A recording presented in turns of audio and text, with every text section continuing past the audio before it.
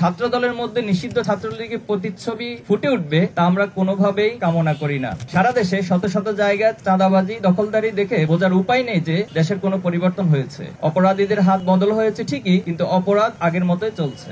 আপনারা জানেন, ঐতিহাসিক জুলাই অভ্যুত্থানের মধ্য দিয়ে স্বৈরাচার শেখ হাসিনা সরকারের পতন হলেও নেতিবাচক রাজনীতির চর্চার অবসান এখনো ঘটেনি। দুঃখজনক হলেও আবারও কিছু ছাত্র সংগঠন সেই ফ্যাসিবাদী ছাত্র রাজনীতির সংস্কৃতির অবতারণা করছে, যা জুলাই গণ অভ্যুত্থানের স্পিরিটের সম্পূর্ণ পরিপন্থী। আমরা অত্যন্ত উদ্বেগের সাথে লক্ষ্য করছি যে ছাত্র রাজনীতি নিয়ে যে জন আকাঙ্ক্ষা তৈরি হয়েছিল তা কিছু ছাত্র সংগঠনের আধিপত্য নীতি, সন্ত্রাসী কর্মকাণ্ড, চাঁদাবাজি, দখলদারি, ট্যাগিং ও দোষ চাপিয়ে দেওয়ার হীন সংস্কৃতি চালু রাখার ফলশ্রুতিতে শিক্ষার্থীদের মধ্যে ছাত্র রাজনীতি নিয়ে বিমুখতা তৈরি হয়েছে এবং যা শিক্ষার পরিবেশকে বিনষ্ট করছে। নিষিদ্ধ ছাত্রলীগ বাংলাদেশ থেকে বিতাড়িত হলেও দুর্ভাগ্যজনকভাবে আমাদের বন্ধুপ্রতিম ছাত্র সংগঠন, ছাত্রদল তাদের পথ অনুসরণ করতে দেখা যাচ্ছে। ক্যাম্পাসে সকল ছাত্র রাজনৈতিক ও সামাজিক সংগঠন সমূহের মধ্যে পারস্পরিক শ্রদ্ধাবোধ, সহযোগিতা ও সহাবস্থান নিশ্চিত করে শিক্ষার সুষ্ঠু পরিবেশ বজায় রাখা সকলের দায়িত্ব। কিন্তু আমরা লক্ষ্য করছি বিভিন্ন ক্যাম্পাসে ছাত্রদল, ছাত্র শিবির সহ অন্যান্য ছাত্র সংগঠনকে অন্যায়ভাবে দমনের চেষ্টা করছে। শুধু তাই নয়, নিজেরা সন্ত্রাসী কায়দায় শিক্ষার্থীদের হামলা করে তার দায় উদ্দেশ্য প্রণোদিত ভাবে ছাত্র শিবিরের উপর চাপিয়ে দিচ্ছে, যার প্রবক্তা ছিল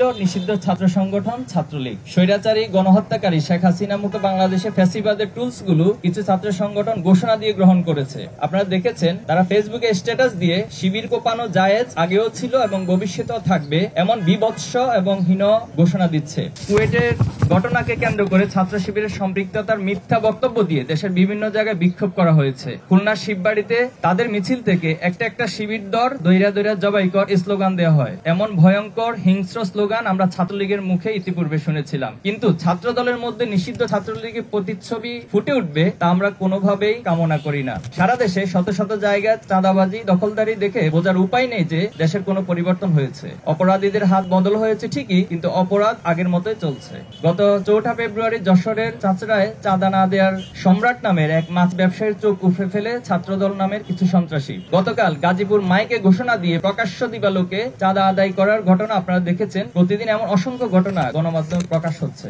অন্তর্বর্তী সরকার গঠনের 7 মাস অতিক্রান্ত হলেও এখনো দেশে আইন শৃঙ্খলা পরিস্থিতি স্বাভাবিক হয়নি। প্রশাসনিক দুর্বলতার সুযোগে এখনো দেশে নানা প্রান্তে অপরাধ সংগঠিত হচ্ছে। সারা দেশে চাঁদাবাজি, ছিনতাই, ডাকাতি ও ধর্ষণের ঘটনা আশঙ্কাজনক হারে বেড়ে গেছে। উদ্বেগের বিষয় হলো, গণমাধ্যমের রিপোর্ট অনুযায়ী দেশে 273টি কিশোর গ্যাং সক্রিয় রয়েছে, যারা দেশকে অস্থিতিশীল করতে নানা ষড়যন্ত্র করলেও তাদের আইনের আওতায় আনা হচ্ছে না। গণমাধ্যম সূত্রে জানতে পেরেছি, জুলাই গণহত্যা জড়িতদের 723 জনকে জামিন দেওয়া হয়েছে, অথচ বিগত 15 বছরে দায়েরকৃত মামলা আসামিদের মুক্তি এখনো নিশ্চিত হয়নি। আমরা ঢাকা বিশ্ববিদ্যালয় শাখার প্রতিষ্ঠাকালীন সভাপতি এটিএম আজহারুল ইসলাম সহ সকল মাজলুমদের দ্রুত মুক্তির দাবি জানাচ্ছি।